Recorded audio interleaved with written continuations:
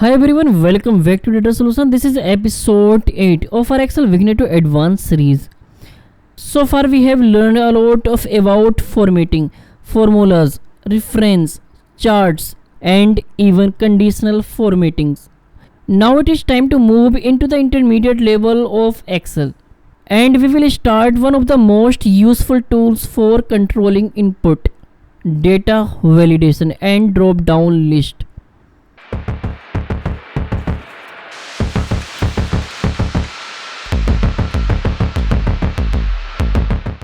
And remember, if you missed any early episode, the complete playlist link is in the descriptions and pin comment.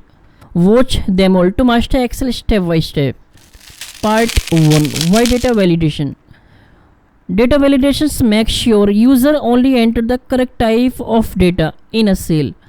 For example, restricting a column so only numbers between 1 and 100 are allowed, or only allowing dates within a specific range. This prevents mistakes or keeps your data clean. Part 2, Setting up basic validations. Here's how to do it. Number 1, select the cells. Number 2, go to the data tab. Data validation. Choose the rule you want. Whole number, decimal, date, text length or custom formula. Example, only allow numbers between 1 and 10. Now if someone types 15, Excel will show an error message. Part 3, Custom input and error message. You can make validations user friendly by adding message. Input message.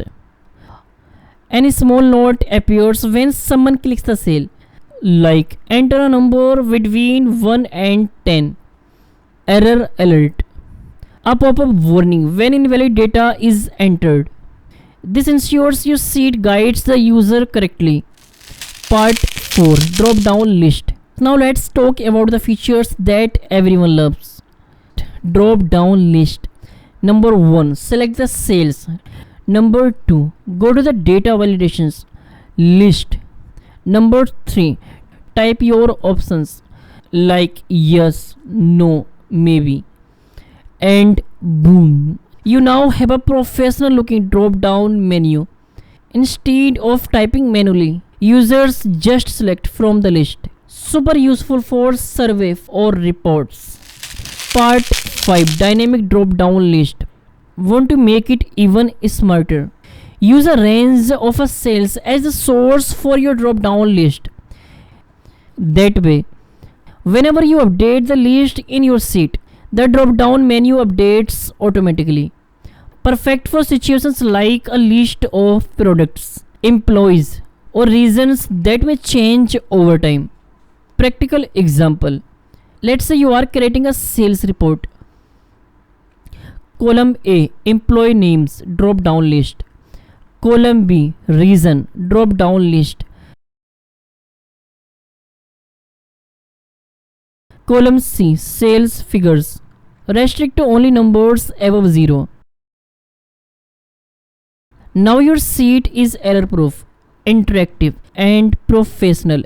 So today we learned how to use data validations and drop down list to control data entry and make Excel more interactive. In episode 9 we will explore lookup functions, starting with VLOOKUP. This is where Excel really starts to feel powerful, because you will be able to search and pull data like a pro. Don't forget, this is just one episode of our full beginner to advanced series. The playlist link is in the descriptions and pin comment. If you found this video helpful, make sure you like, subscribe to Data Solution and hit the bell icon so you never miss the next lesson. See you in episode 9.